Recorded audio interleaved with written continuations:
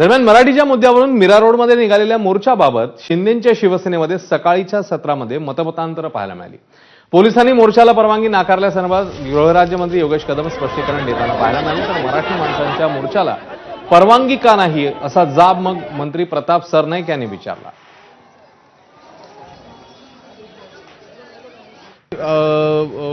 मराठीच्या विषयाला घेऊन जे आंदोलन करते ह्यांना दुसऱ्याने असं आपण काहीही केलेलं नाही। मराठा एकीकरण समितीची लोक सगळे मराठी बांधव जर मीरा भाईंदर शहरातील मोर्चा काढत असतील तर त्या मोर्चाला सुद्धा जर तुम्हाला परवानगी देता येत नसेल तर शांतताप्रिय मार्गाने त्यांना करू द्या। पण रात्री बेरात्री कोणाच्याही घरात घुसून कार्यकर्त्यांना अटक करायची, अरेस्ट करायचे, त्यांना नोटिसेस काढायच्या, हे चुकीचं आहे। महायुतीचं सरकार आहे। आम्हाला गृह खात्यानं तर अशा प्रकारचे इन्स्ट्रक्शन पोलीस खात्याला बिलकुल दिलेलं नाही।